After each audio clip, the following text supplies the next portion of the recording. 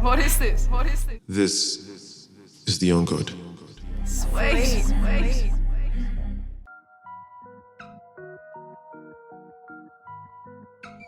Hey everyone, thank you for tuning in to another episode of The Young God, a podcast for gods.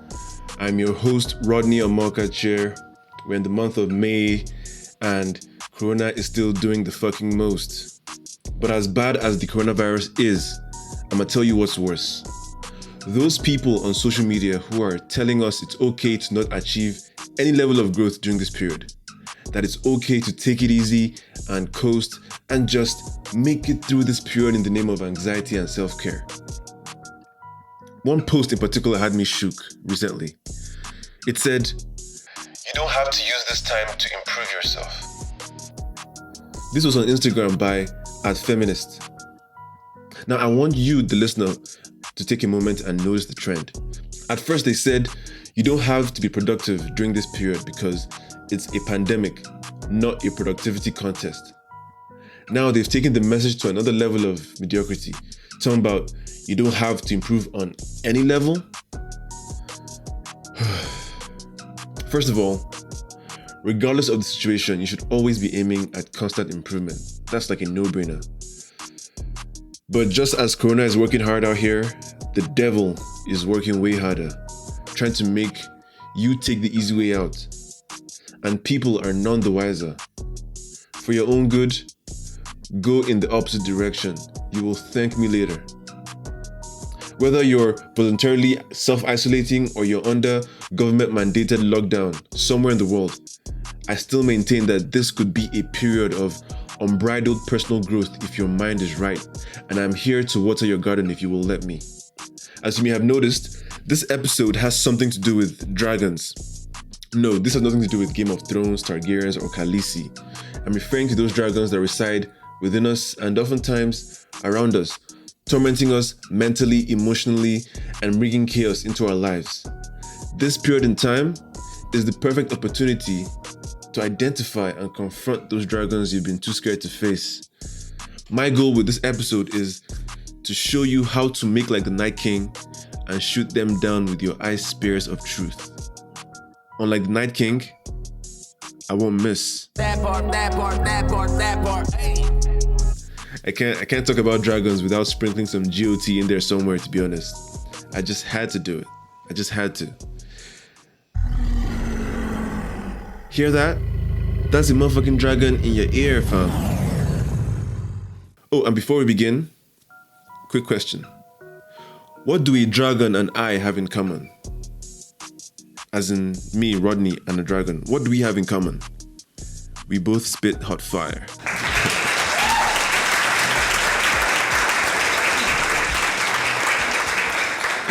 Yes, all right, let's start the show. Let go.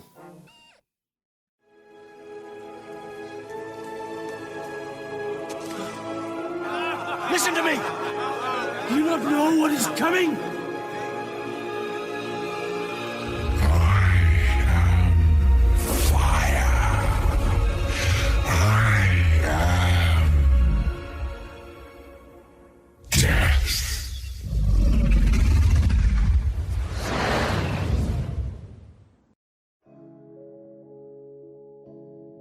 A dragon is a large, serpentine, legendary creature that appears in the folklore of many cultures around the world.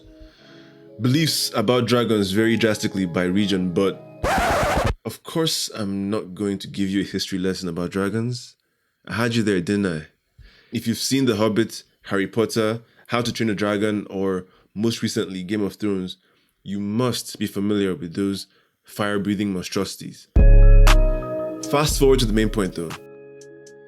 In all the stories we've read and movies we've watched, the dragon is this terrible thing, this predatory creature that lives forever and is very, very wise. And it'll kill you, roast you in hot fire if you happen to get too close. It also hoards gold, or in some cases, a virgin princess. The dragon in these stories symbolize that which we fear the most. Problems in our lives, reality in general. While the gold or princess symbolizes that which you desire the most, or what you need to grow to be the best version of yourself. A god, in this case. It is the reward you get for slaying the dragon, basically. All of life is about being your own knight in shining armor, confronting the different dragons that pop up in your life, and slaying them in order to grow and attain fulfillment, peace, and happiness. If you avoid dragons, they will grow bigger and bigger, and eventually they'll find you and swallow you up. The painfully obvious truth is that going on this quest to slay the dragons in your life is incredibly dangerous and will likely push you to the limit. That's the part we fear, really. But the irony is, if it didn't push you to the limit, you wouldn't gain anything from it. You don't get the gold without the dragon. Because the dragon is scary and life-threatening, most people would rather pretend it doesn't exist. You know, let sleeping dragons lie and whatnot. But that brings with it its own problems. There's this story that I really like. It's called There's No Such Thing as a Dragon by Jack Kent. It's a very simple tale, at least on the surface. Here goes. It's about a small boy, Billy Bixby, who wakes up one morning to see a dragon sitting on his bed. It's about the size of a house cat and is pretty friendly. He goes downstairs for breakfast and tells his mother about it, but she tells him there's no such thing as a dragon.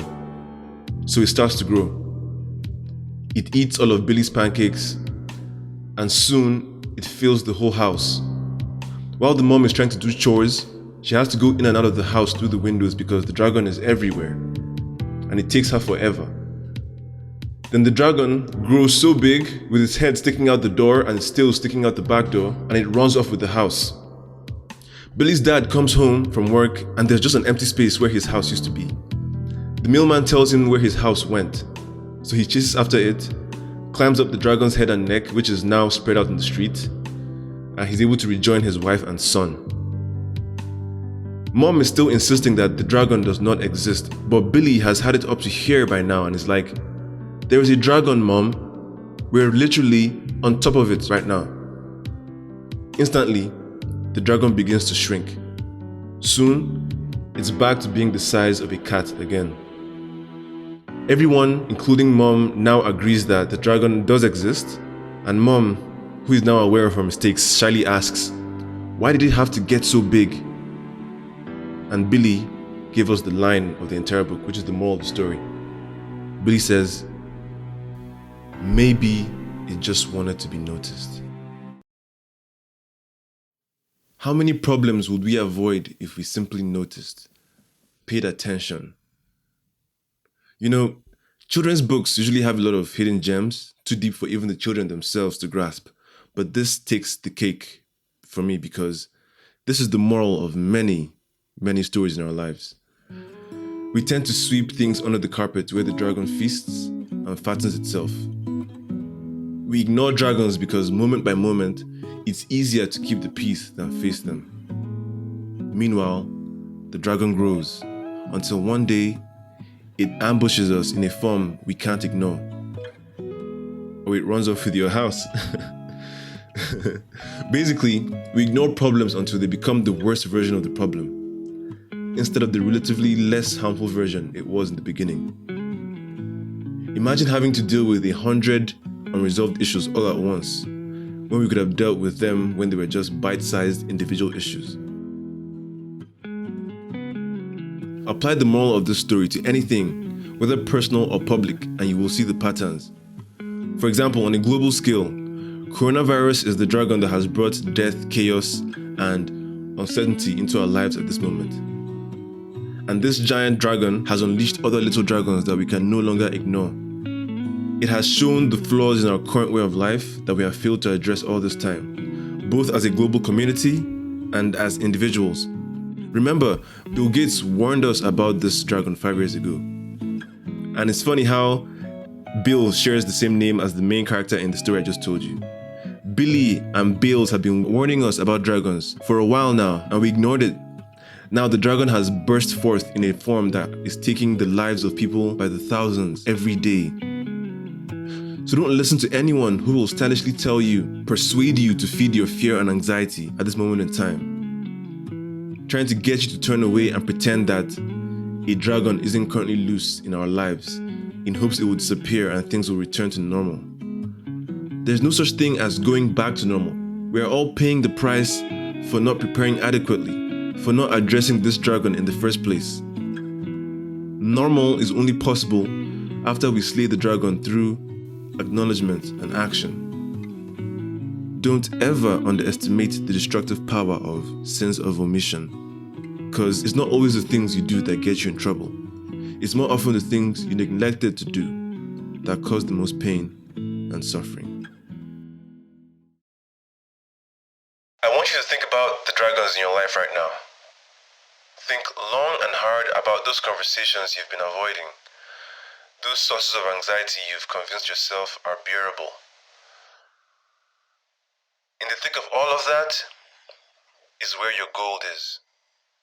Because in this life, what you most want to find will be found where you least want to look.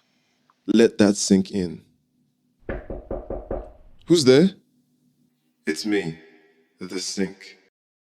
What you most want to find will be found where you least want to look. You can see the same process play out in the story of Jonah and the whale. Basically, God tells Jonah, who's a prophet, that he has to go to this city and tell them off for turning away from God. But Jonah is like, I'm not doing that. I'm not going to that city to tell them Jack because they're going to kill me. I can't just show up and threaten them with God's wrath. Who the fuck am I? Miss me with that, Lord. I can't come and kill myself. Then Jonah hops on a boat to leave the city and avoid the mission altogether. But then God causes this huge storm to attack the boat, which forces Jonah to admit to the crew that God is punishing all of them because he turned away from the instructions of God himself. Upon realizing this, the crew immediately throw him overboard, and voila, the storm passes, calm is restored. But then a whale comes out of nowhere, swallows Jonah, and dives to the bottom of the ocean. After 3 days, the whale throws him up on dry land, and by that time, he's been able to think and learn his lesson. So he goes off to carry out his destiny, his God-given mission, to face his fear, and all is well from that point on. The lesson here is, if you don't do what you're supposed to do, things get complicated and unnecessarily difficult for everyone involved, not just you. And you will be in this terrible place until you learn your lesson and fix up your life. That's right, I said it. I said it. It had to be said. Somebody got to say it. If your life is not going well, maybe you have some mental, emotional issue, or you're just not feeling motivated in general, it means there's a dragon you're avoiding and you should probably take it seriously. Think it through, sort through the mess, and then go face it. Slay the dragon, get the gold. Because, again, what you most want to find will be found where you least want to look. How dope has the show been so far? For real. If you're enjoying this podcast, do support by following on IG at The Young God Pod and Twitter at I Am The Young God for exclusive content and updates. Feel free to slide in my DMs and let me know what you're feeling, what your listening experience is like, and whatever else might be on your mind. I'm here for it. And by the way, do subscribe and tell a friend.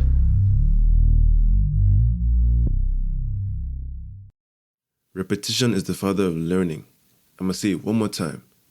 What you most want to find will be found where you least want to look. Think about it. As for me, I always slay. I try to think of things I might be avoiding, the things that scare me, the things that give me anxiety, and just go in that exact direction. Anytime I'm not feeling myself, the first thing I do is think about what I'm not doing or what I should be doing. Once I figure it out, I slay. I'm the hero in my story. I am my knight in shining armor, and I have made it a habit to try to address dragons as soon as they arise. Are you gonna slay it? First off, I always slay it, queen. Secondly, yes. Yes, that's that energy right there. I always slay it. Always. I think the fact that I play video games has also helped because I'm familiar with the concept of defeating the main enemy in the game to get all kinds of rewards that equip my character to take on stronger enemies as the game gets progressively more difficult. And the same applies in real life. Life only gets more difficult the older you get.